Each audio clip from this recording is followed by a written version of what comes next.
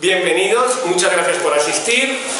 Vamos a comenzar la mesa redonda sobre el tema de si debe haber una filósofa entre los autores de la selectividad, pero antes de nada voy a decir algo sobre el público asistente. Me van a perdonar que haga esta discriminación, pero creo que es una discriminación que se merece y que para mí es un honor. Acaba de entrar hace un momento Luis Cifuentes, que es una de las figuras fundamentales en la defensa de la filosofía en secundaria que ha habido en España, y por lo tanto quiero agradecer no solo su presencia sino su lucha permanente. Y hablando de este tema, vamos a hacer publicidad. Como ustedes saben, hace poco el gobierno de la nación, después de prometernos durante años que iban a restaurar la filosofía, sacó un anteproyecto de ley reformando la LOMCE, en la cual efectivamente segundo bachillerato parece ser que va a ser obligatorio, pero sin embargo ética de cuarto no, y parece ser que ética de cuarto va a desaparecer de la educación en España. Y lo que se va a poner en su lugar es en primero, segundo, tercero de la ESO una materia que quieren llamar educación en valores cívicos y éticos. Si están ustedes de acuerdo en que ética de cuarto, que es una materia de pensamiento crítico, siga existiendo en España, seguimos firmando. Llevamos más de 3 años recogiendo firmas por la filosofía, llevamos ya más de 211.000 y les rogaría que firmaran en change.org por la campaña Salvemos la Filosofía para seguir luchando por la filosofía en la enseñanza. Y una vez dicho esto, pues ahora ya sí, empezamos con lo que va a ser la mesa redonda de hoy. Y en primer lugar quiero agradecer a todo el público que ha asistido a la mesa redonda, y en segundo lugar quiero agradecer especialmente a la gente que me acompaña en esta mesa, porque como todo el mundo sabe, y si no lo saben pues yo estoy aquí para decírselo, todo lo que se hace en estos actos de Más Filosofía es absolutamente gratuito, nadie cobra nada, ni los organizadores ni los ponentes, y lo hacemos todo por amor al arte y también por amor a la filosofía.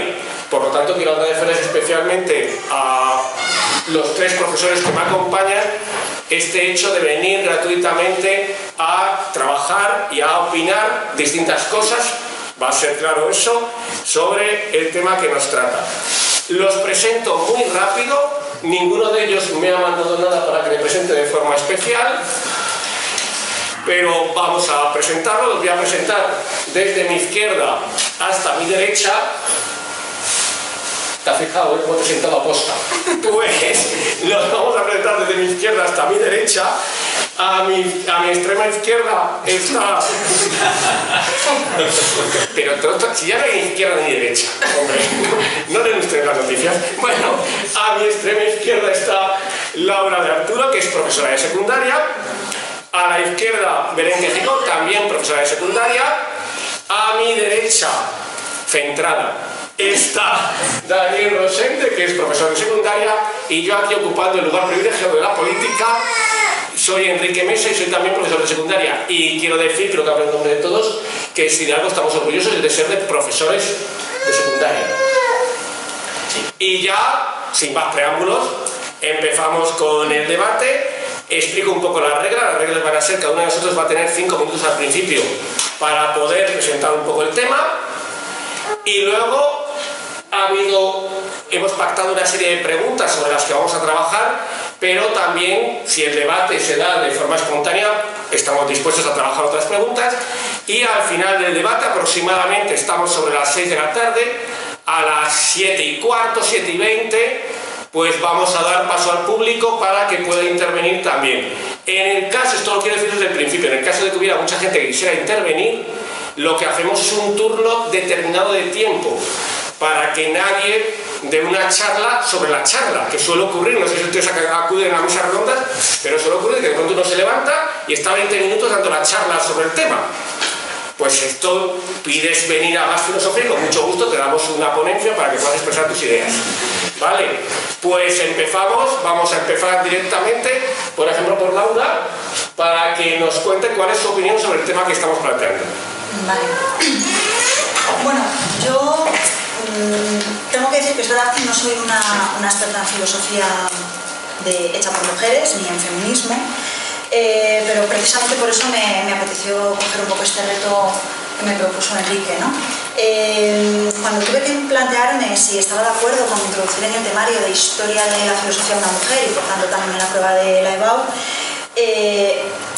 claro, lo primero que hice rápidamente fue, pues no sé, empezar a leer cosas sobre filósofas, ¿no?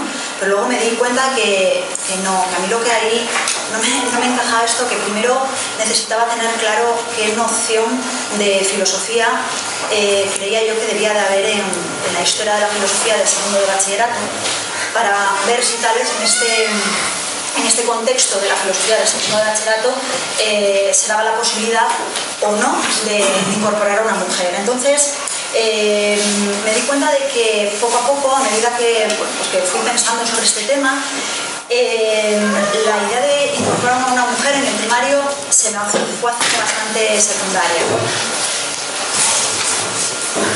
Me pareció que realmente no era, creo que realmente el tema principal que empezó a preocuparme, sino la manera en la que esto se estaba planteando, en la que esto se estaba llevando a cabo y sobre todo la manera en la que se estaba planteando la misma materia de historia de la filosofía. Tengo una manera de entender la historia de la filosofía, bueno, también por la corriente, por la tradición de la que vengo, bueno, pues que es el materialismo de Gustavo Bueno. Hay una noción que es la filosofía exenta o la filosofía inmersa, ¿no?, en el presente. Independientemente de eso, son dos conceptos que me sirven para pensar esta asignatura.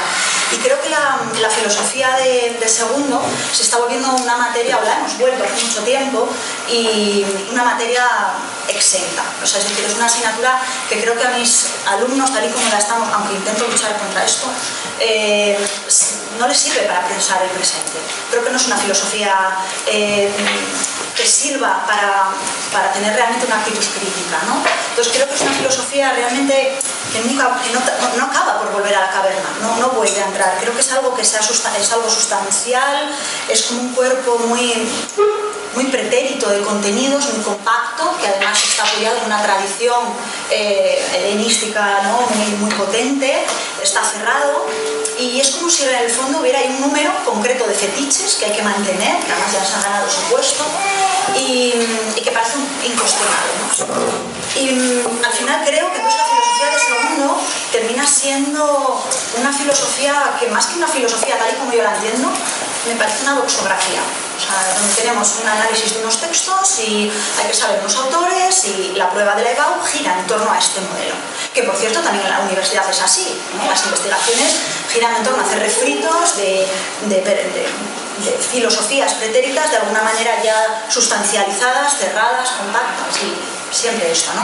Entonces, claro, mi alternativa, mi modelo, la manera que yo creo que debería de darse la filosofía, es de lo que de hecho creo que realmente deberíamos de estar hablando aquí, es una filosofía mucho más inmersa en el presente, una filosofía que sirva a mis alumnos para pensar el presente social, político, personal. Entonces creo que realmente el problema es la filosofía tal y como la estamos dando en segundo.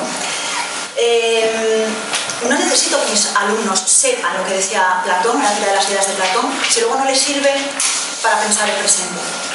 Y tampoco necesito que sean hombres o mujeres, me da igual. Probablemente haya muchas mujeres con las que yo podría hacer a mis alumnos pensar el presente.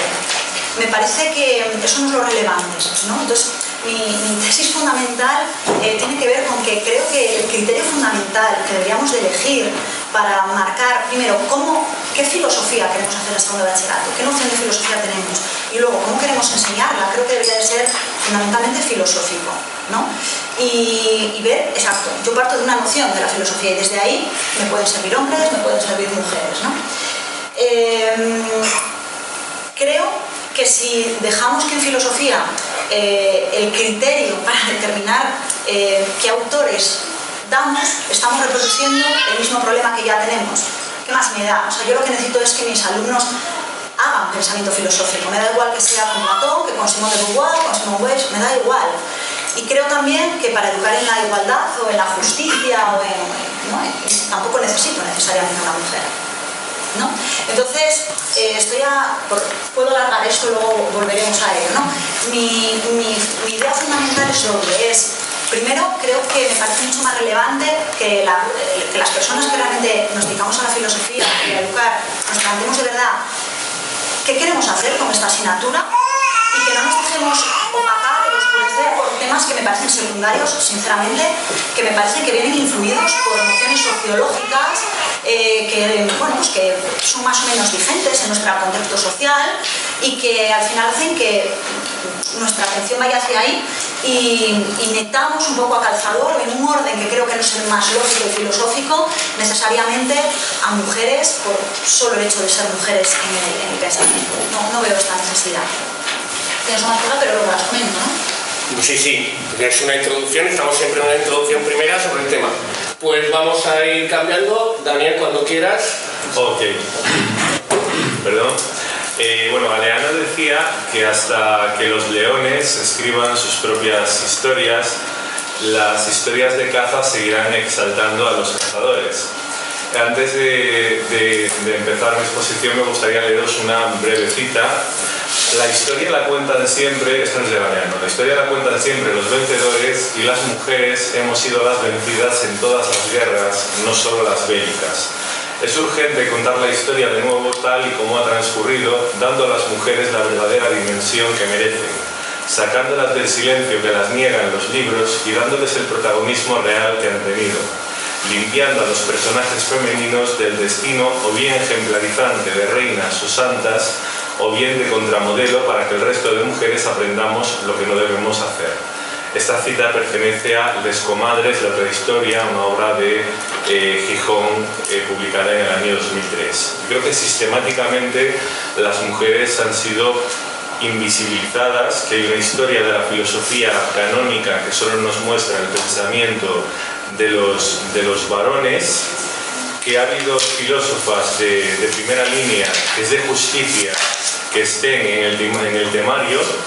A lo largo de esta charla defenderé fundamentalmente a dos, a Hannah Arendt y a Simone de Beauvoir. Creo que ambas tienen un potencial transformador abrumador, que la sociedad sería quizá más justa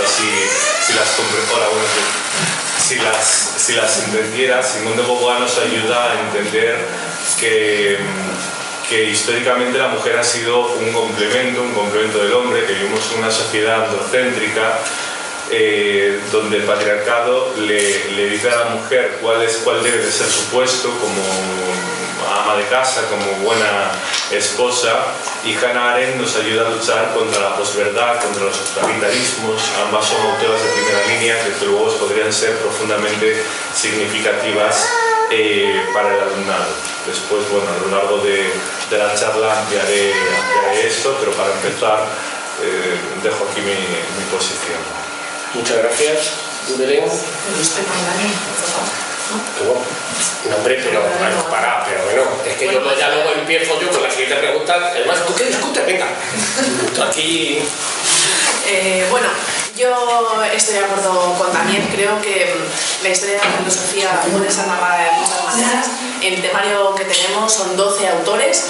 Desde luego yo no voy a comparar la filosofía de Platón con la de Hiparquia porque es imposible, ni la de Marx con la de Rosa Luxemburgo, porque desde luego socialmente no ocupaban los mismos papeles, y mientras que las mujeres se dedicaban a lavar, a criar y a reproducirse, los hombres estaban gobernando, estaban escribiendo. Pero sí que, por ejemplo, los autores que corresponden al siglo XX y XXI, lo que sí que creo es que, como muy bien ha señalado mi compañero, tanto Hannah Arendt como Simone Weil, Beauvoir, María Zambrano, Donna Haraway u otras merecen el puesto de estar no solamente por una cuota. Es que esto no consiste en una filosofía de cuotas, de vamos a poner una mujer, ¿no? Consiste en calidad filosófica, y como calidad filosófica considero que estas autoras y otras merecen estar en el temario. La sociedad, bajo mi punto de vista, está también reclamándolo. O sea, puede ser, no es que queramos una historia de la filosofía feminista, que es lo que piensa mucha gente, ¿no? Donde las filósofas solamente hablan de mujeres y esta serie de cosas y de sus cositas que hacen, ¿no? Sino que las mujeres hablan de cosas que también no son las mujeres, ¿no? Entonces eso me parece relevante. Me parece relevante introducir una mujer para meterla dentro de la historiografía oficial. Es decir, no que esté en los márgenes. No vamos a hacer una historia de la filosofía homosexual, una historia de la filosofía obrera, una historia de la filosofía feminista y otra historia de la filosofía donde están los hombres, como en el libro de Bertrand Russell, sino que queremos en ese mismo libro de la historiografía oficial de la filosofía que aparezcan. Aquí hay un problema endémico, bajo mi punto de vista, y aquí ya lo paro. Y es que los profesores mismos, estoy yo hablando con mucha gente, están de acuerdo, ni siquiera nosotros en la carrera se nos forma en mujeres, porque precisamente en nuestras carreras de filosofía el pensamiento feminista se da en lo que yo llamo falsas asignaturas de paridad. O sea, pensamiento feminista. Y tú dices, joder, ¿por qué en antropología yo no estudio a Hannah Arendt? ¿Por qué en antropología nadie me explica el transhumanismo de Donald Haraway? Las queremos dentro de la historiografía oficial. Aunque pueden ser narradas muchas, ya digo, una historia de la filosofía homosexual, obrera, o trans, o negra, o lo que queráis, yo creo que ahora es urgente hacer esta lucha.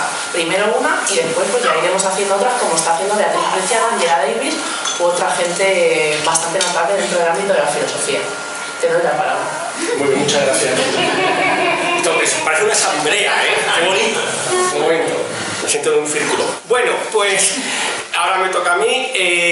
Yo también voy a ser muy breve para iniciar el debate entre todos. Parece ser que yo, por lo que he notado, la idea es que primero que hay una lucha eterna entre los hombres y las mujeres en la historia. Voy a contar una anécdota solo. Yo daba clase en Rivas. Y entonces pues se les ocurrió a determinadas profesoras de Rivas hacer una exposición muy bonita que se llamaba Mujeres en la sombra. Esta exposición consistía en que sacaban a las mujeres que habían sido importantes, influyendo generalmente en sus maridos en la historia de la ciencia, y las presentaban en unas láminas muy bonitas en las cuales nos explicaban que su marido no hubiera sido posible sin ellas. Cuando acabó la exposición yo propuse, desde una perspectiva indudablemente equivocada, que había llegado el momento de poner sirvientes en la sombra, que era porque no poníamos las imágenes de todos aquellos sirvientes que a la burguesía de aquellas mujeres les había permitido lavar la ropa, hacer la comida, limpiar la casa, trabajar sus tierras, para que ellas pudieran dedicarse a ayudar a sus maridos. Y entonces me miraron y me dijeron, tú lo que eres es un machista. Si no lo dudo, por eso lo estoy contando, me arrepiento. Bueno, pues esto como anécdota. Y lo segundo que quería decir era lo siguiente. Yo creo que tiene que haber un criterio para elegir los autores de la historia de la filosofía de segundo bachillerato. Entonces, yo voy a proponer lo que yo creo que tienen que ser los criterios. El primer criterio es que tiene que ser un número limitado. Yo no quiero 3 autores, yo quiero 10 como máximo. Como máximo. Yo estaba encantado con 5. Creo que San Agustín se puede quitar. Perdón, luego hablamos de San Agustín, ¿eh? Hombre, un respeto. Al maestro de Hipona. ¿Qué va a ser esto? Entonces, mis criterios son: uno, que sean relevantes en la historia de la filosofía. Relevantes no es que me gusten a mí, sino que yo considere que si ellos no hubieran existido, la historia de la filosofía sería distinta. Yo creo que cualquiera de los que se dan hasta Marx, subrayo hasta Marx, cumplen ese requisito. Es decir, Platón, Aristóteles, Agustín, Tomás, Descartes, Hume, Rousseau. Rousseau es el padre de la izquierda, no hay que desdeñarle. Rousseau es el padre de la izquierda cuando habla de la propiedad como problema originario de la sociedad. Sigo en Nietzsche y Marx, y sobre todo, por Dios, Kant. Para mí son autores relevantes. Podría discutir Ortega y Habermas, sin duda, pero claro, tengo un problema, que es que igual no puedo discutir a Wittgenstein o a Heidegger. Yo no tengo nada que ver con Wittgenstein y Heidegger, yo me defino, yo soy marxista, a mí Wittgenstein y Heidegger no me gustan nada filosóficamente. Ahora son geniales y son relevantes, han cambiado la historia de la filosofía sin duda. Esto. Segundo, la relevancia histórico-cultural, es decir, que culturalmente sean figuras fundamentales. Por ejemplo, Leibniz o Spinoza, que son figuras fundamentales filosóficamente hablando, o Locke, que son figuras fundamentales, sin embargo, culturalmente no lo son, o Schopenhauer. Entonces hay que eliminarles.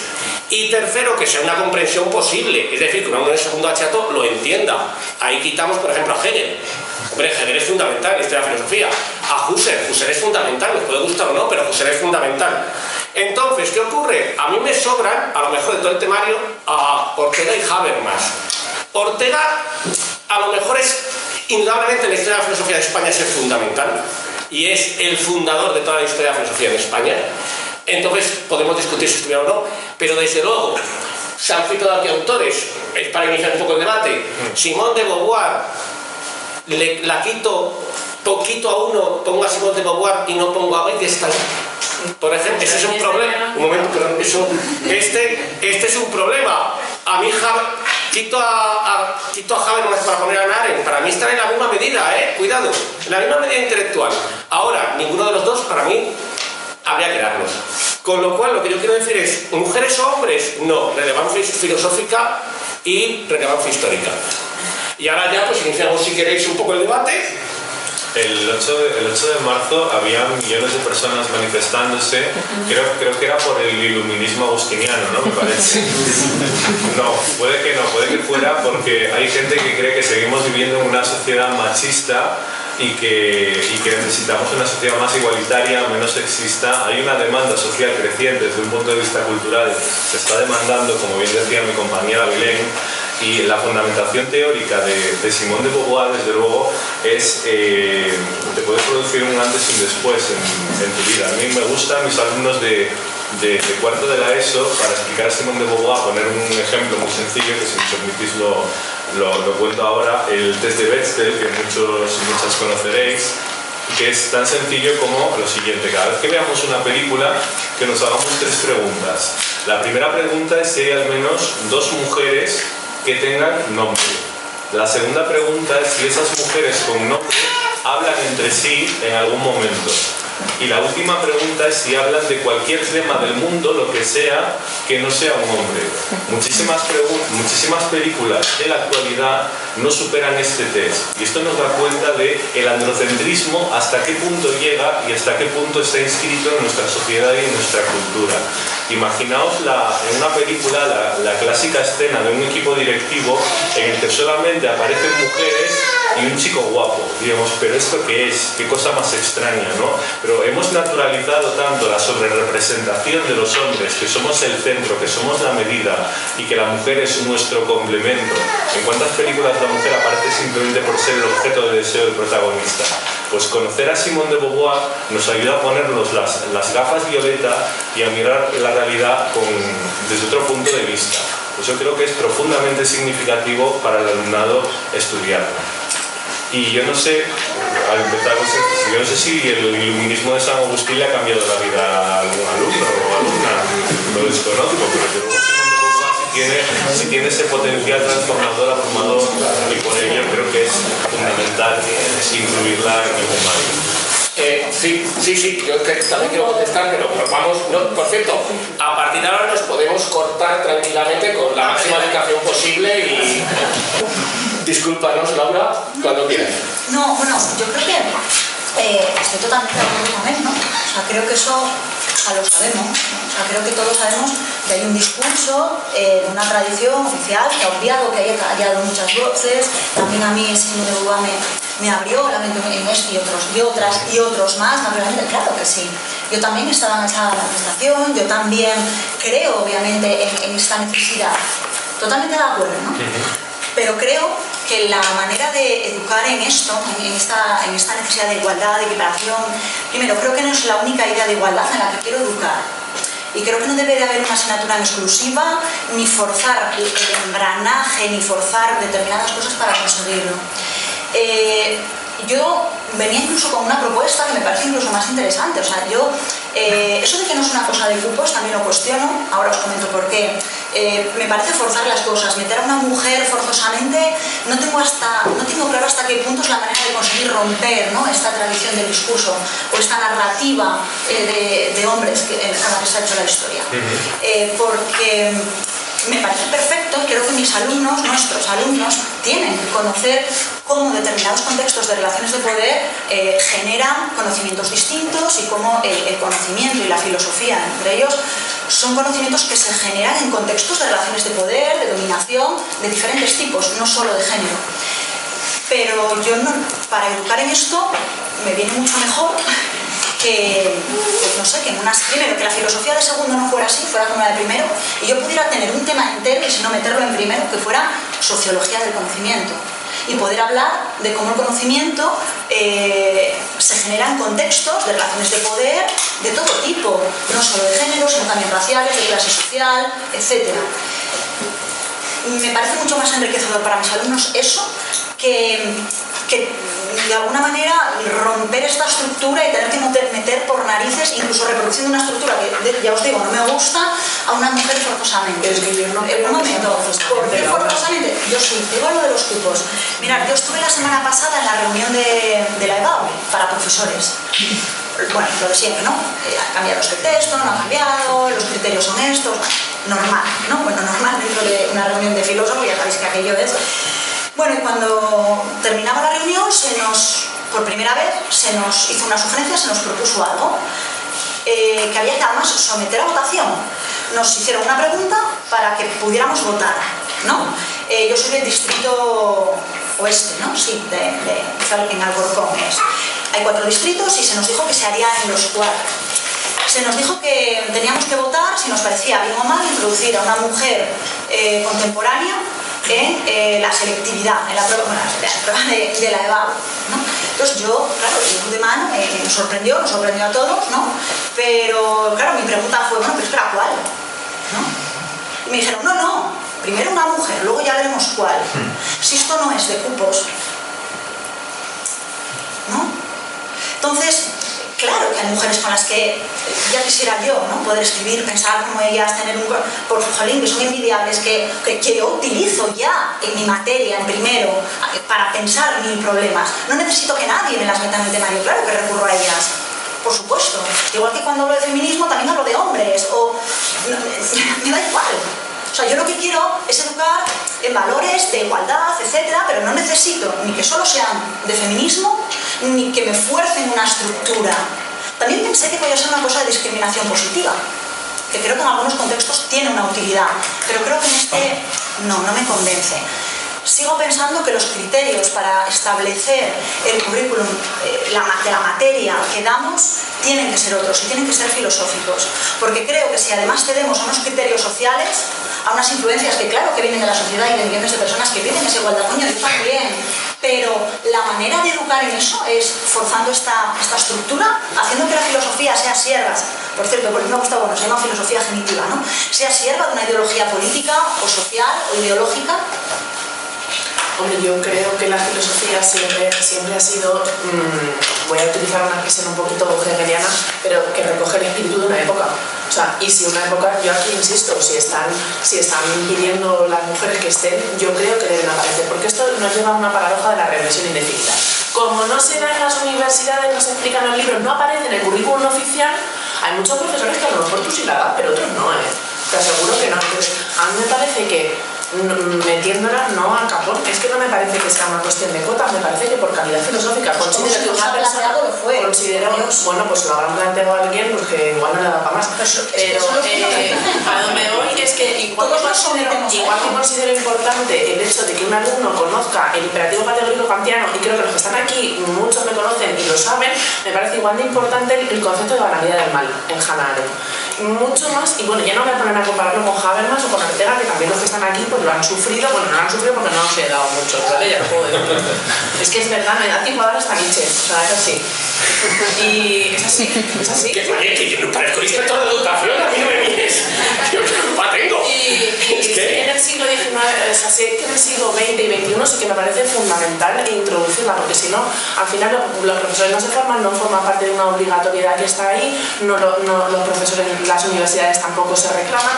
A mí en la universidad, excepto lo que os he dicho, los marginales estudios feministas o que también le llamaban epistemologías radicales, no sé por qué, no sé, tampoco hacíamos nada raro. Yo, excepto ahí, no he visto mujeres. En cambio, sí que cuando he viajado a Francia, estaba como profesora en México o estaba en Estados Unidos, sí que he visto que en los currículums oficiales, tanto de institutos como de universidades, aparecían filósofas continuamente. Algo que yo aquí, si alguien quiere, y hay estudiantes de filosofía del grado, no las veo aparecer por ningún sitio. Entonces sí que me parece fundamental meterlo, como he dicho desde el principio, en la historiografía oficial. No las quiero fuera. No es que yo vaya a dar una clase de Judith Butler, es que quiero a Judith Butler en algún sitio oficial. ¿Y si no te vale para nada? O sea, solo por saberla, un conocimiento.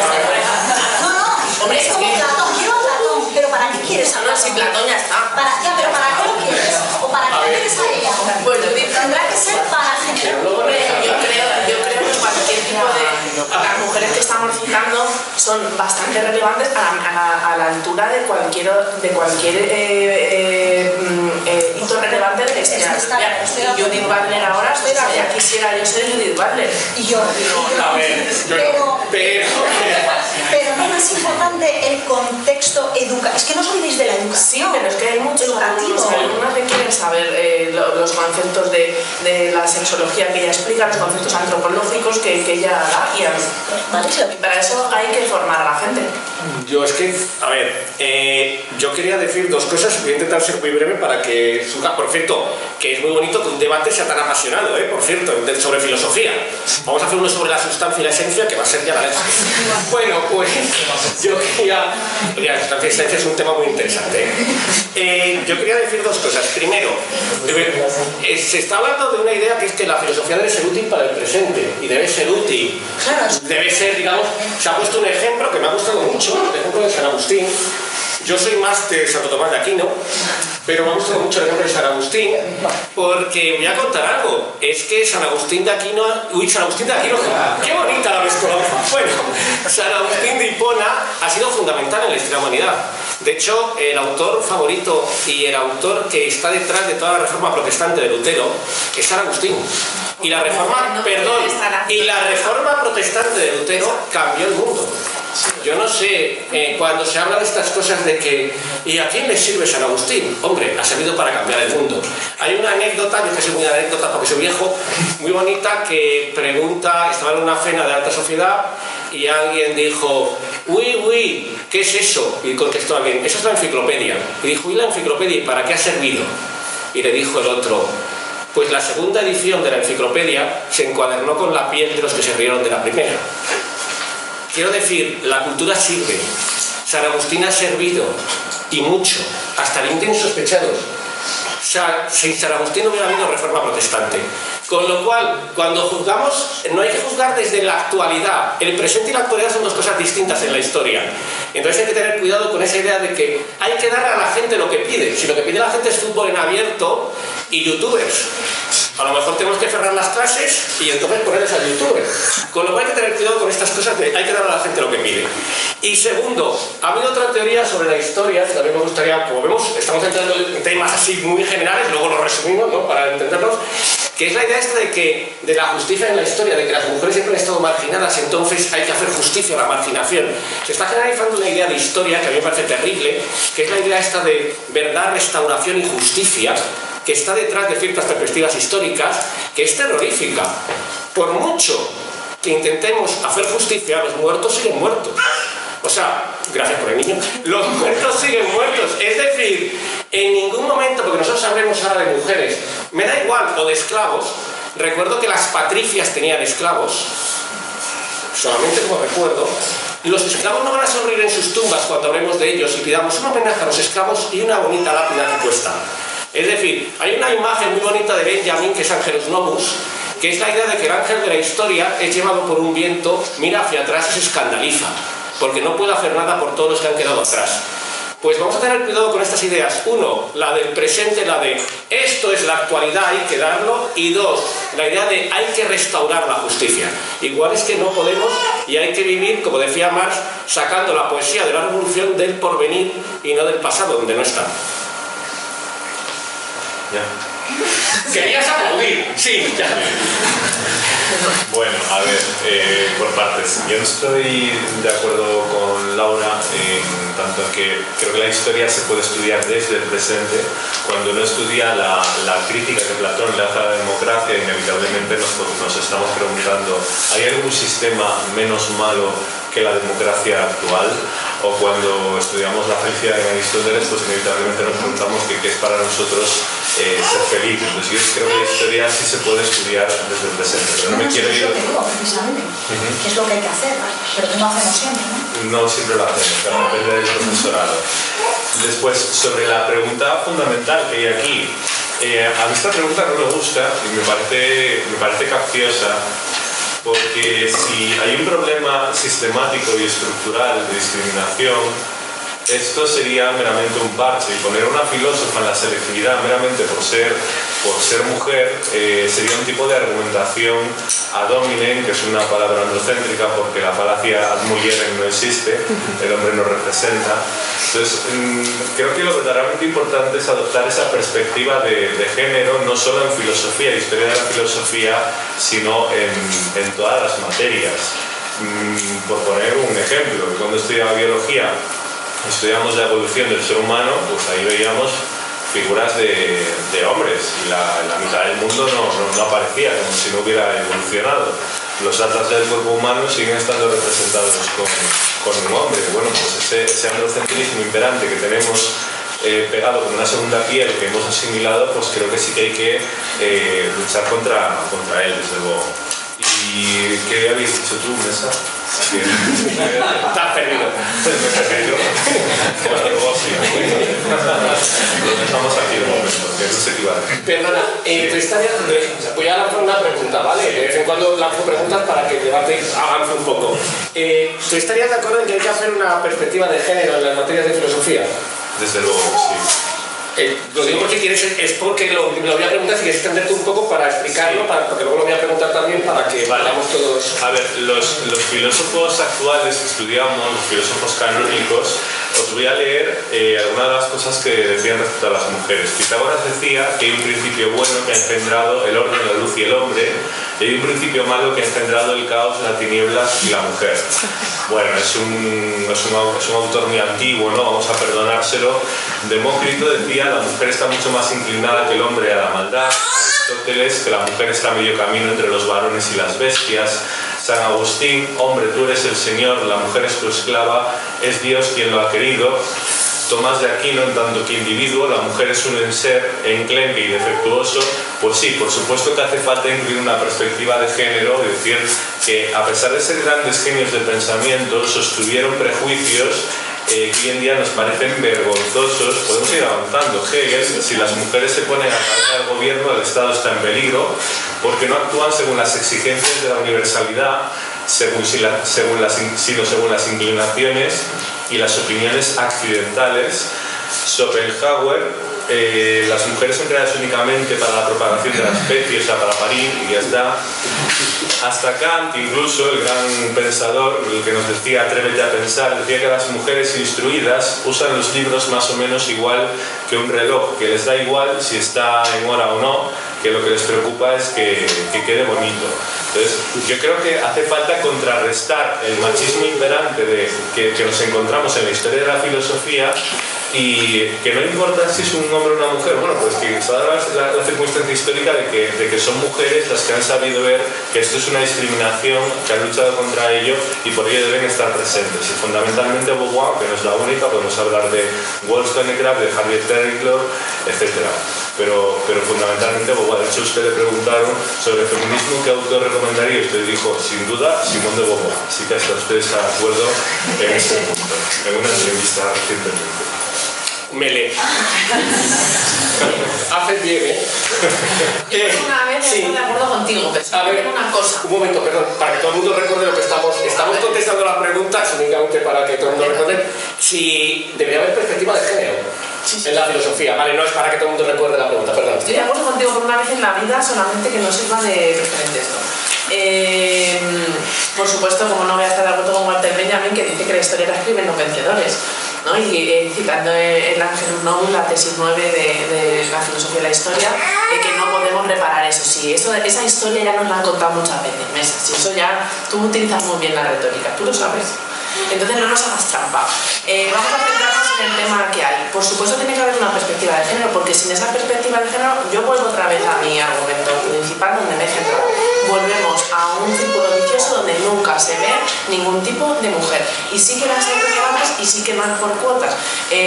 No se va a volver a reparar que las mujeres no hayan tenido su visibilidad porque se hayan dedicado a otras historias, pero ahora sí que las hay. Entonces, por supuesto, tiene que reivindicarse una perspectiva de género desde algún ángulo. Es decir, uno cuando habla de Platón no está obligado a hablar a lo mejor de Hipparquia o de Arete, pero a lo mejor las menciona y a lo mejor el alumnado se queda con algo. O ponerlas de alguna manera en la obligatoriedad, aunque no tengan textos, que sé que lo vas a decir. Si no tienen textos, claro, no les dejaban escribir. Y una apunte más, si me permite. Sí, perdón, pero sí, luego... Bueno, me olvidé decir que realmente estamos incumpliendo la ley, porque desde la LOE, la 11, nos dicen que debe de haber una igualdad, debemos de fomentar la igualdad efectiva entre hombres y mujeres, pero no hay una relación entre esta ley, los materiales curriculares y lo que estamos haciendo en el aula. Entonces, desde ese punto de vista, hasta desde un punto de vista legislativo, le deberíamos dar la importancia que se merece. además de eso que estaba diciendo Rosende, dentro del marco, es que en otras comunidades autónomas que se rijan por la misma ley que la nuestra, de momento, hasta que no nos dividamos ya en un montón de taifas, ¿no? Hay otras comunidades autónomas donde se dan a mujer, la Comunidad de Valencia, Aragón, en Cataluña, mientras que siga estando, Asturias también, ¿no? Entonces, ¿por qué la Comunidad de Madrid somos tan rancios? Eso es lo que me pregunto yo también. No sé, está aprendiendo a todos que sí, el otro día, ¿no? No, hubo 22 votos sí, 3 no. En la autónoma sale que sí. Vale, te dejo. En la Politécnica no votamos. Bueno, si debería haber una perspectiva de género, yo lo que creo es que, sobre todo en la filosofía, tiene que haber perspectiva, incluida el género. Estoy de acuerdo con lo que dices. Lo que no quiero es que eso sea lo único ni apostar de todo. Insisto, yo ya hablo de esto. Creo que mucha gente, muchos compañeros con los que hablo de esto, hacen esto ya, sin necesidad de tener que, insisto, forzar, creo, ni la materia, de una manera que, insisto, me parece que es reproducir un sistema que no es lo que entiendo con filosofía, ni con cupos, que tal y como me lo planteamos, está planteando la cosa, me parece que es así. Y creo que la perspectiva de género no debería de... ¿Por qué es la perspectiva de género más importante que la de clase, por ejemplo, u otras, ¿no? Porque la sociedad la demanda más. Estoy de acuerdo con el argumento, porque creo que además, ya lo he dicho, que no debe ser sociológico. Creo que la filosofía no puede estar presa de lo que demande la opinión pública. Al contrario, la filosofía está ahí para hacer una crítica de la opinión pública e incluso marcar parámetros a la opinión pública desde una racionalidad. ¿Y no te parece que es un discurso de poder de la historia triunfante, la historia de la filosofía desde un bachillerato? Me lo parece, pues pero entonces... me parece que muchos discursos están elaborados desde ahí. Pero, ¿todos? Vale, pues estamos luchando por romper un poquito eso. O sea, es que si no hacemos una grieta que está pequeña no entra nunca la luz, ¿me entiendes lo que quiero decir? Vale, pero creo... Estoy muy enfadada. No contigo. ¿Conmigo? Contigo. Sí, yo soy muy cielo. Esto. Yo en el fondo soy entrañable, ¿eh? Pero te queremos. Claro que sí. Te queremos. ¿Puedo? Tranquila. Sí. Perdona, ¿has acabado? No. Pues sigue, sí. No, es que te iba a decir que claro, que hay discurso, pero es que creo que cualquier persona de filosofía que obviamente has estudiado, te has formado algo, claro, que creo que todos somos conscientes de cómo se ha formado este discurso, ¿no? Y claro que probablemente queremos colaborar con cambiar un montón de discursos, pero insisto, no solo este. No solo este, otros también. Y no desde estructuras forzosas y que, insisto, vienen marcadas por otros... ¿Por qué no hacer un tema de, insisto, sociología del conocimiento? De cómo hay relaciones de poder atravesando la manera en la que el conocimiento y el científico, el filosófico han llegado. ¿No os parece mucho más amplio, mucho más enriquecedor que forzosamente introducir, forzar, no sé, pregunto, y mucho más enriquecedor, más amplio? No lo sé, pero... A ver, yo es que recogiendo eso, yo voy a contestar también a la pregunta de si debería haber una perspectiva de género en las materias de filosofía, que estás citado la ley. Igual ya cuando se cita la ley, el debate está acabado. Pues yo me pregunto, ¿y por qué de género sí y por ejemplo no de clase? No de clase social, por ejemplo. ¿Por qué no hacemos una perspectiva de género y de clase social? ¿Por qué el presidente del gobierno sale y dice este es un gobierno feminista, pero no dice socialista y obrero, como se llama su partido? Pues me gustaría saberlo, este es un tema, ¿no? Primer punto, ¿por qué de género sí, por qué de clase no? Segundo punto, yo estoy de acuerdo en que cada uno ejerza la perspectiva que quiera cuando analiza algo, cuando escribe un artículo académico. Si tú quieres escribir un artículo académico sobre autores analizando desde la perspectiva de género, de clase, de momento histórico, de lo que quieras, me parece muy bien. Eso me parece perfecto. El problema es que estamos dando clase a alumnos que no tienen nuestro conocimiento. Es decir, estamos en una situación de superioridad. Y entonces el problema es que cuando elegimos una perspectiva determinada, lo que les estamos diciendo es que esa perspectiva es verdadera. Y yo contra eso es contra lo que me rebelo. Yo no quiero que mis alumnos, yo soy marxista, no quiero que mis alumnos sean marxistas. En absoluto. Es decir, yo no quiero que mis alumnos sean feministas o que mis alumnos sean no sé qué. Yo quiero que mis alumnos decidan lo que quieren ser. Y entonces yo creo que cuando damos clases tenemos que ser lo más objetivos posibles. ¿Y qué es el objetivo? Pues sencillamente, cuando yo diga Platón, yo defiendo lo que dice Platón. Y cualquier profesor es capaz de hacer esto, yo creo, sin dificultad. Cuando doy a Aristóteles, defiendo lo que dice Aristóteles. Yo cuando doy a Platón, soy un aristocrático.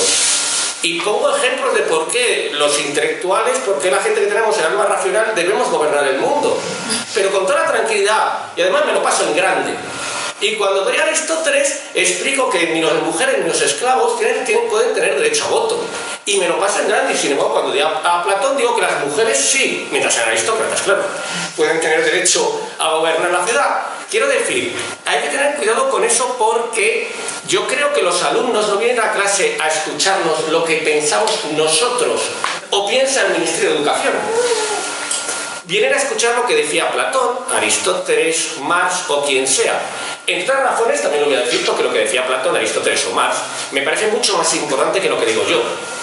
También esto lo digo, es decir, la transmisión hay una cultura y yo no formo parte de ella, desgraciadamente, todavía. Pero Platón, Aristóteles o Marx es evidente que sí. Y quería hacer una pregunta más, si podemos seguir con este debate o podemos coger alguna. Solamente quiero decirte que tu objetivo no eres un sujeto y cuentas tu historia de la filosofía como la contamos todo, pero tú vas igual.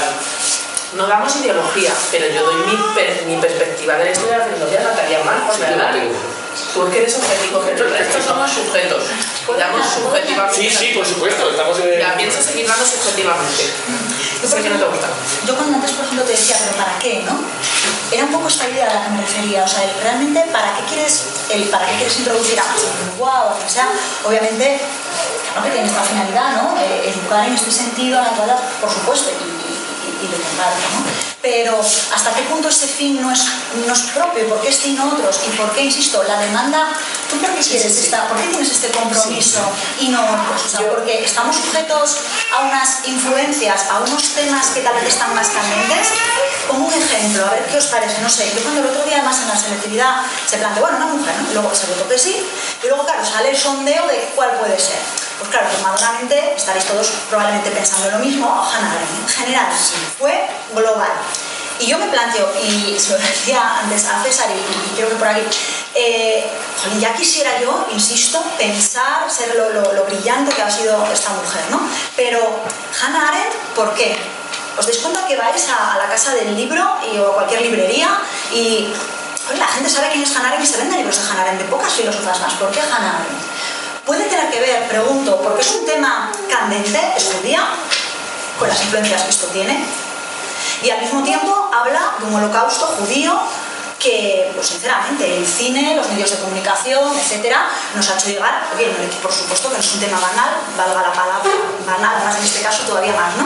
Pero por supuestísimo, pero esto no influye en nosotros. Debemos los filósofos dejarnos influir a la hora de decidir incluso qué filósofa tiene una virtualidad, ¿no?, importante como filósofa por criterios sociológicos que nos llegan de fuera, para que sea más filósofa Hannah Arendt que tal vez otra, que tenga un criterio racional, académico, más potente.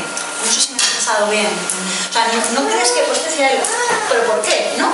¿Realmente tu finalidad no estaba atravesada por unas influencias sociológicas?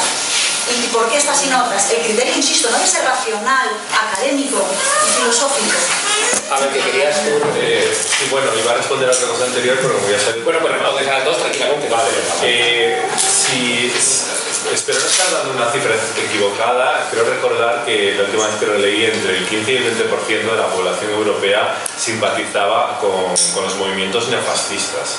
¿Que para qué sirve Hannah Arendt? Pues me parece obvio. Ya sé para qué sirve, ¿eh? Claro. Pues para darnos cuenta de que el fascismo no está creado meramente por genios del mal, sino que tenemos una obligación de pensar, repensar, tomar las decisiones por nosotros mismos, pensar en quién queremos ser, hacer una proyección sobre quién seríamos si llevamos a cabo determinada acción y ver que hay una correspondencia entre quiénes queremos ser y quiénes somos. Yo creo que, como decía antes, creo que tiene un potencial abrumador Hannah Arendt para darnos cuenta de que el mal no solo lo ejercen los genios del mal, sino que cada uno de nosotros somos susceptibles de ejercer el mal si no pensamos detenidamente nuestras acciones. Kant decía que hay que obedecer la ley y Hannah Arendt decía hay que obedecer la ley solo si es deseable y respetable. Entonces, sí me parece fundamental, sobre todo en este contexto de posverdad. Sí. Un momento, pero muy breve. Es para que pueda hablar Belén también, muy breve. Un minuto. A mí también me lo parece y estoy de acuerdo con todo contigo de nuevo, pero Sí. ¿Por qué en cambio Simone Weil, por ejemplo, es difícil encontrar libros en bibliotecas normales, librerías normales, la gente normalmente no la conoce y en cambio también puede ser muy útil? Lo que pasa es que no responde a una causa tan de moda, tan actual como es una lucha de clase, por ejemplo. ¿Me estás entendiendo?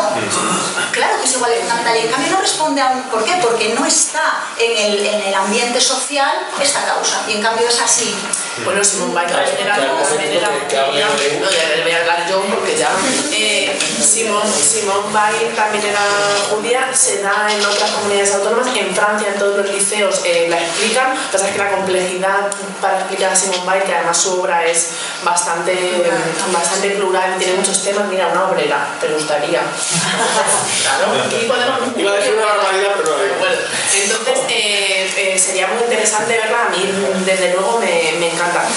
Por supuesto estoy de acuerdo en que hay que contar otras historias de la filosofía, si es que no soy idiota, si es que me he leído a Foucault y me he leído a Walter Benjamin, me he leído a todos, ¿no? Entonces, y todos nos los hemos leído, pero vamos a centrarnos en una gran lucha. Mi lucha ahora mismo es que yo como mujer sí que tengo que reivindicar que haya una mujer, porque me parece importante la condición desde la que estoy pensando. Y aquí yo creo que estamos de acuerdo.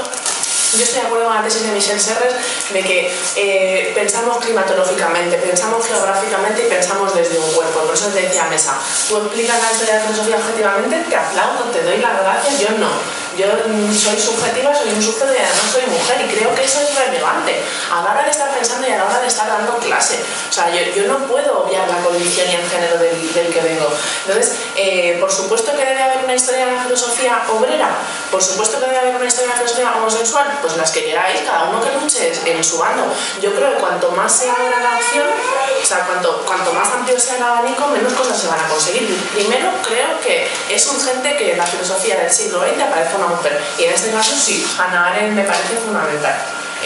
Pero no por cuota, o sea, es que me parece más relevante que los modelos representativos de Habermas, sinceramente. O sea, ya vamos a meternos un poco en cuestión, que son un tostón. A ver, vale. Ya está. Un segundo. Y ahora te toca ya. Gracias. Y te he visto la escuela de Frankfurt, que también me gusta a mí, Adorno, pero es muy difícil de explicar. Bueno, perdona. Adorno es muy difícil de explicar. Bueno, que Adorno no lo saltamos. Bueno, pues yo es que quería decir dos cosas. La primera de ellas es que se está hablando en cierta medida de la idea de que si ponemos mujeres en el temario, no sé si esta idea es la que estáis diciendo, si no me rectificáis, pero brevemente, ¿vale? Si ponemos mujeres en el temario, parece ser que la idea de que haya una mujer puede servir como un ejemplo para las mujeres, para las chicas en este caso concreto de nuestra clase, para que, digamos, se sientan identificadas más que con un hombre. Entonces, y esto pueda cambiar realmente la situación de desigualdad que existe, que esto es obvio en la sociedad. Yo la pregunta es, primero yo voy a hacer la pregunta, me la contesto y luego si queréis entre vosotros, es que yo creo que tenéis una imagen de la educación muy romántica, que es que la educación cambia el mundo. Yo creo que es una imagen absolutamente romántica y absolutamente falsa. Es decir, hay una tesis de Marx que es la de los que se creen que el educador al educar cambia el mundo, no se plantean nunca quién educa al educador. Claro, y este es un problema, es decir, yo no creo que la educación cambie el mundo. Yo creo que lo que cambia el mundo son las condiciones socioeconómicas reales. Creo que ha hecho más por la liberación de la mujer la revolución industrial que todas las teorías. Igual que ha hecho más por la liberación del movimiento obrero, lo voy a decir así de triste, y esto es muy triste para mí, ha hecho más el problema del consumo en el capitalismo y la necesidad del consumo de mercancías que toda la lucha obrera. Es decir, los obreros se suben el sueldo porque el capitalismo lo necesita. Entonces, por un lado, la idea esta de que la mujer, el hecho de que haya una mujer puede ayudar al resto de las chicas a sentirse más identificadas con... No, ya por eso he dicho que luego me puedo identificar si me he equivocado. La idea esta sería así, y segundo, si esto fuera así, ¿qué hacemos con el resto de los colectivos? Porque a mí se me ocurren varios, por ejemplo, ¿por qué no un filósofo oriental? ¿Por qué no un filósofo homosexual, LGTBI? ¿Por qué no un filósofo de clase trabajadora? ¿Por qué no un filósofo asturiano? Gustavo Bueno. A ver, esto no es la ESO, ¿eh? Es broma, hombre. Pero los homosexuales son todos ricos. No. Perdón. La mujer no es un colectivo, perdona. Un momento, perdón, que estamos hablando, que luego va a haber derecho a la réplica. Luego va a haber derecho a la réplica. Claro, entonces, la pregunta es, si admitimos que haya una mujer, ¿admitiríamos que hubiera el resto de los colectivos? Sí, no, ¿y por qué? Bueno, pues Daniel, ¿qué parece? Bueno, la justicia social, desde luego, tiene muchos frentes abiertos. El feminismo es solo uno de ellos. Soy muy fan de las citas. Os voy a leer otra cita, si me lo permitís. Sospecho que los negros y en general todas las otras especies de hombres, de las que hay unas 4 o 5 clases, son naturalmente inferiores a los blancos. Nunca hubo una nación civilizada que no tuviera la tez blanca, ni individuos eminentemente en la acción o la especulación. No han creado ingeniosas manufacturas, ni artes, ni ciencias. ¿Quién diríais que pudo haber pronunciado esta frase? ¿Hitler? ¿Mussolini? David Hume? Esto lo pronuncia David Hume. Entonces, por supuesto que hay que revisar la historia desde diferentes puntos de vista. Y hay algo, señor Mesa, que se llama interseccionalidad, que explica que hay distintos sistemas de opresión y discriminación basados en categorías biológicas, sociales, culturales, que se interrelacionan en múltiples y simultáneos niveles.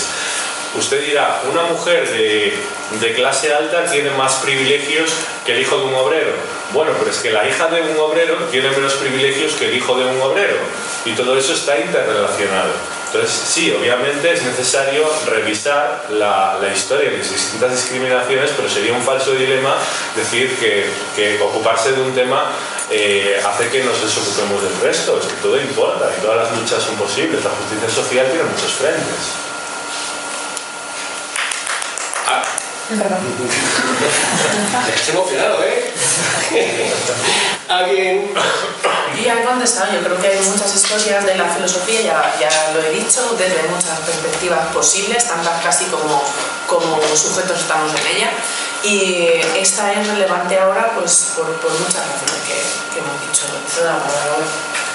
No, yo creo que también he contestado en el sentido de que mi propuesta era otra, o sea, que estoy de acuerdo, claro que hay varias luchas, que la filosofía tiene, yo sí creo en ese poder, ¿no?, de educación y de cambio, y creo que la filosofía tiene que ir en esa línea en todos esos frentes, ¿no?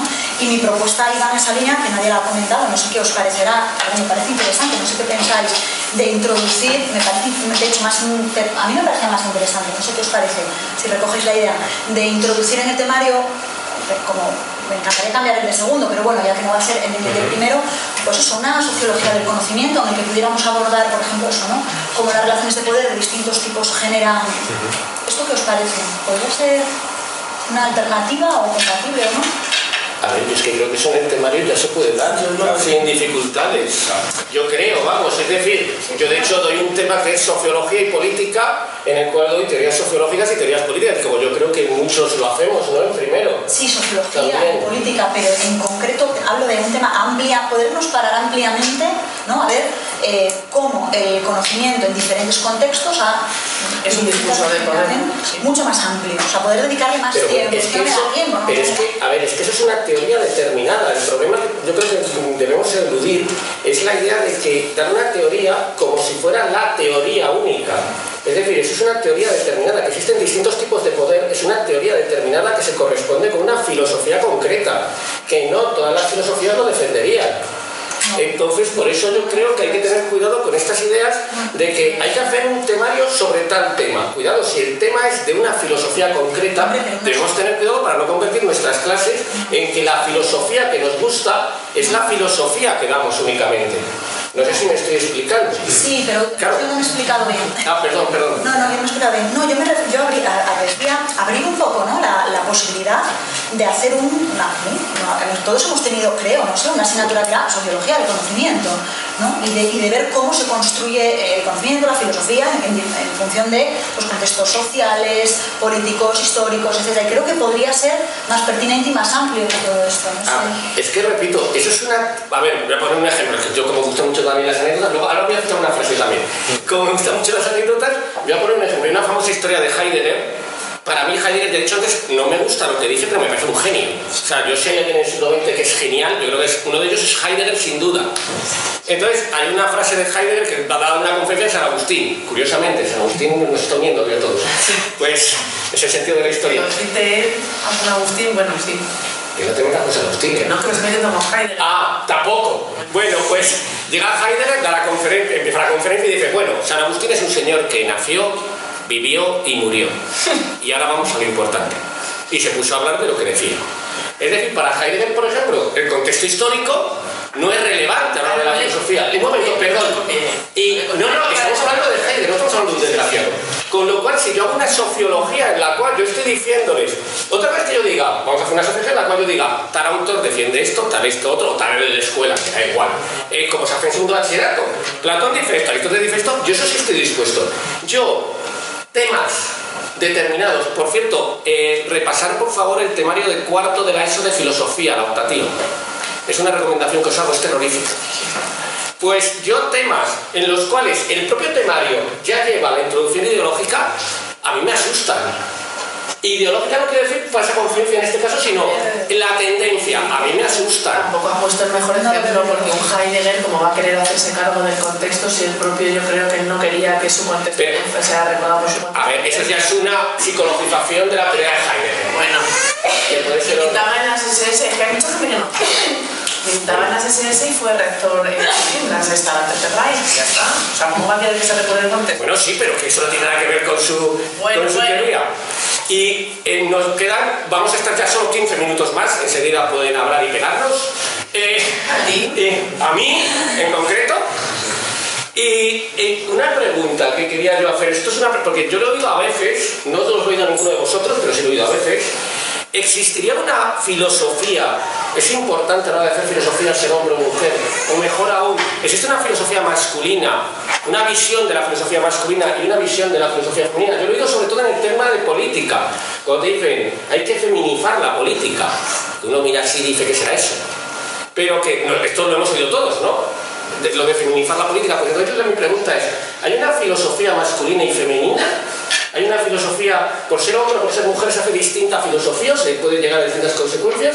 ¿O esto es irrelevante a la hora de hacer filosofía? A ver, históricamente sí, porque mientras que los hombres hacían filosofía, las mujeres lavaban los platos y les preparaban la cena. Entonces, es muy difícil hacer filosofía cuando tu posición es esa. Ahora bien, que desde una perspectiva queer, por ejemplo, esto está superado en las categorías. Perdona un segundo, sí. Es que como hay mucha gente joven, ¿te importa explicar brevemente? Disculpa, pero a lo mejor la gente joven lo sabe. Pero no lo sé, pero es que es por la cortesía de no ir preguntando.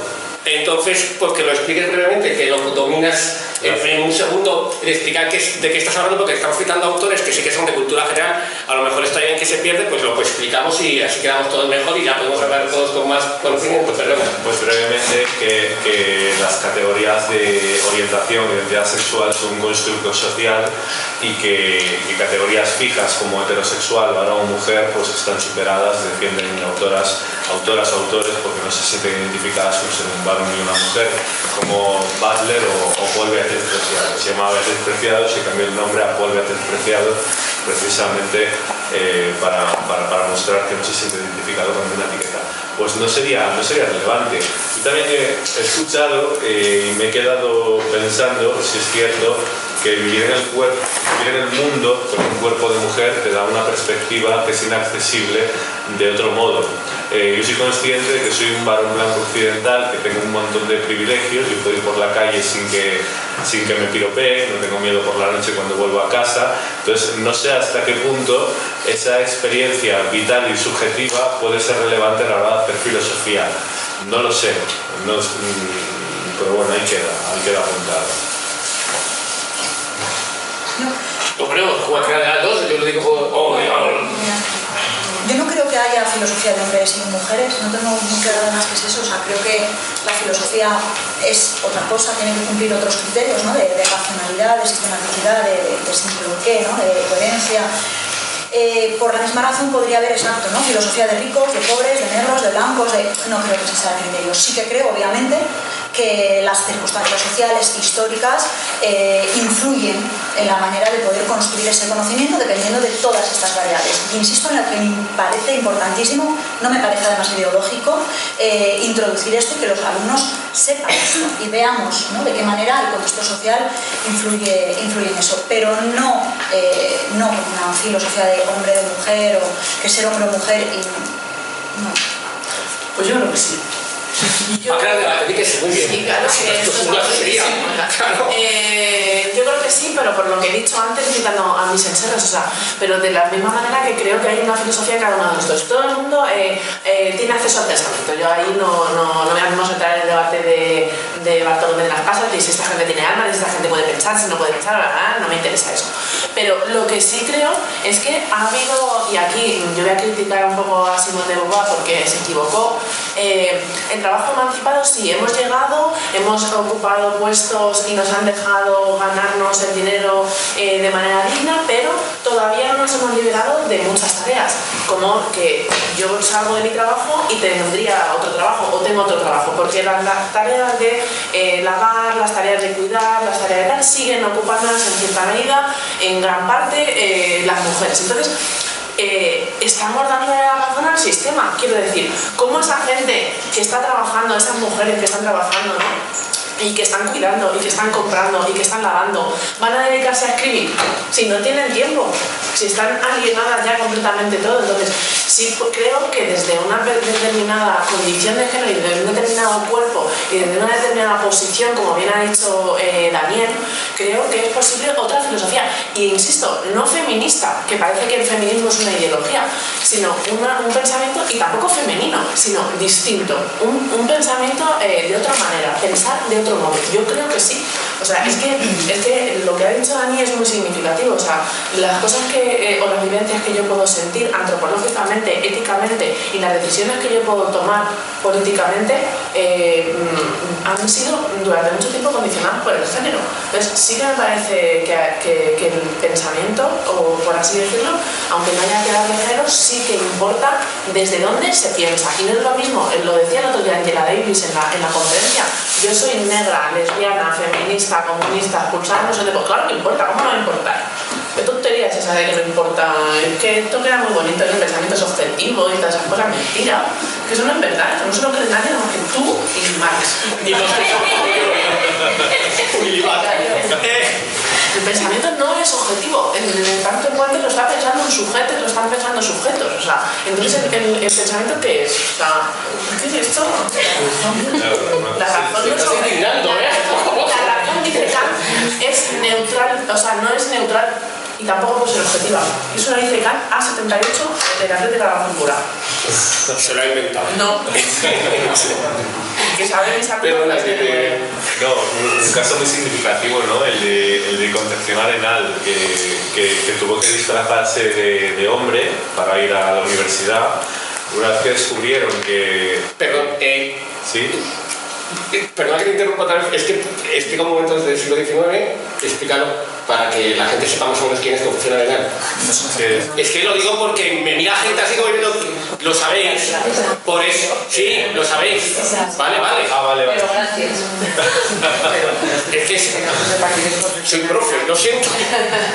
Bueno, pues se tuvo que disfrazar de varón para poder asistir a la universidad. Cuando finalmente descubrieron que era una mujer, le hicieron una prueba, pero para poder seguir asistiendo a la universidad tenía que ir acompañada por un hombre, la dejaban encerrada en un cuarto, era el profesor el que se ocupaba de recogerla, llevarla a clase, y hasta que empezara la siguiente clase tenía que volver a llevarla al cuarto y dejarla encerrada aquí.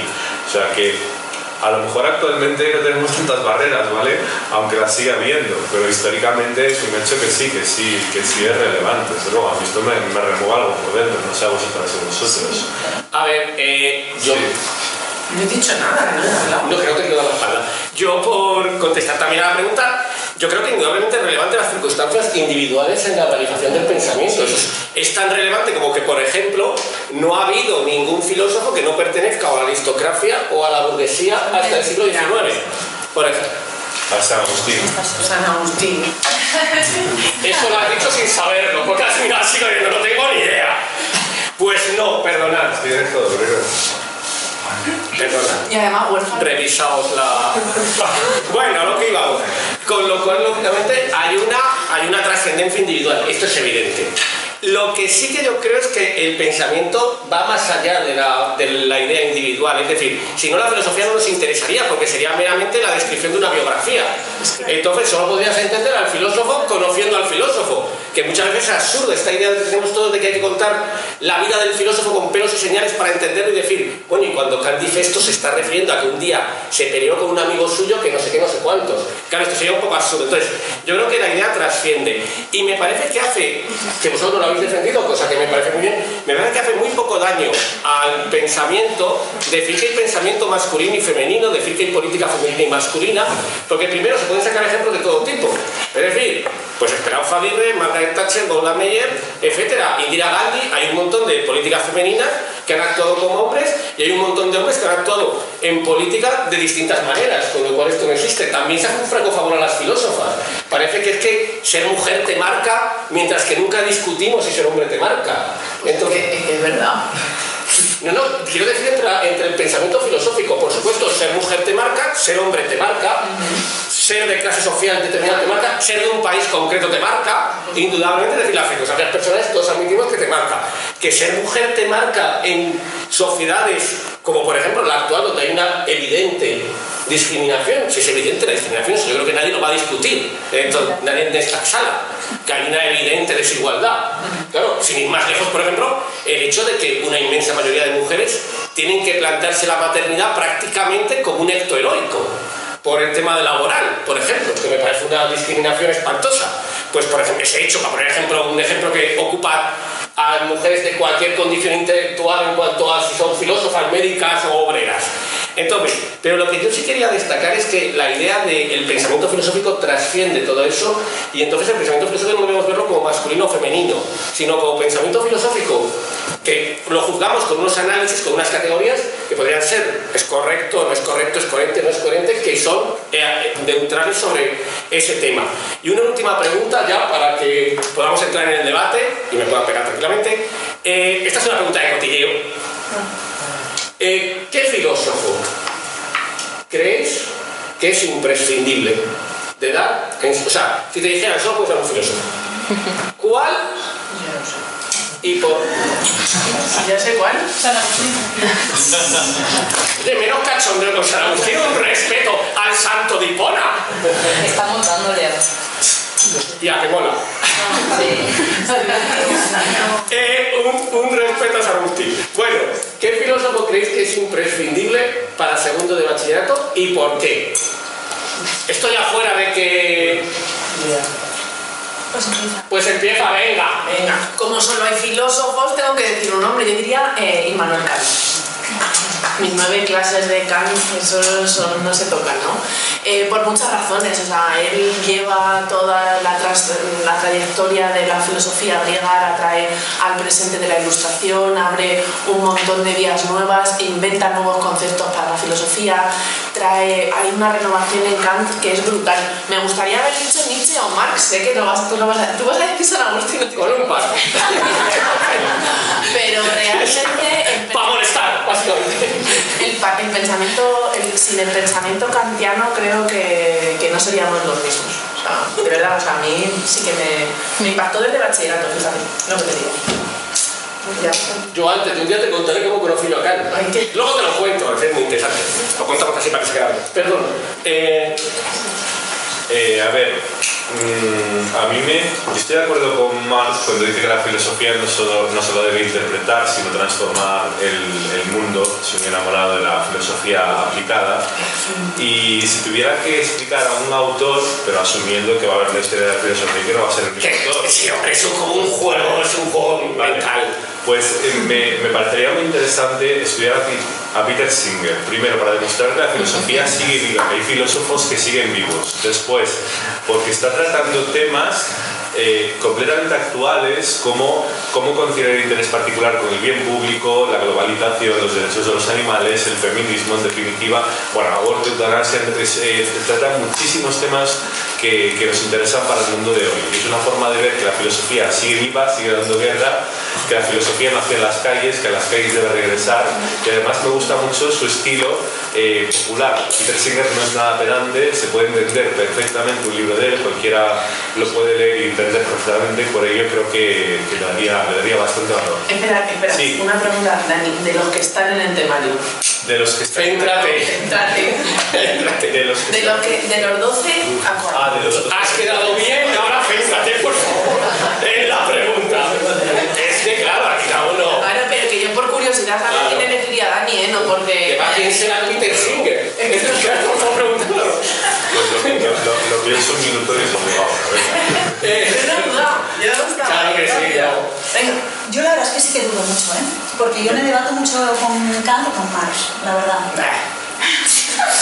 Bueno, yo sí estoy de acuerdo con Marx, con Kant, me parece fundamental, y sobre todo porque creo que además Kant me ayuda, exacto, a establecer una noción de la razón, que es la que yo creo que tiene la filosofía. Para mí la filosofía no es algo subjetivo, relativo, condicionado por contexto, sino que está condicionado, pero el conocimiento, pero creo que la filosofía no puede estar sometida a esto. Creo que ese criterio, ¿no?, de una razón pura me parece que marca, que es fundamental, y que la moral también, la moral por supuesto.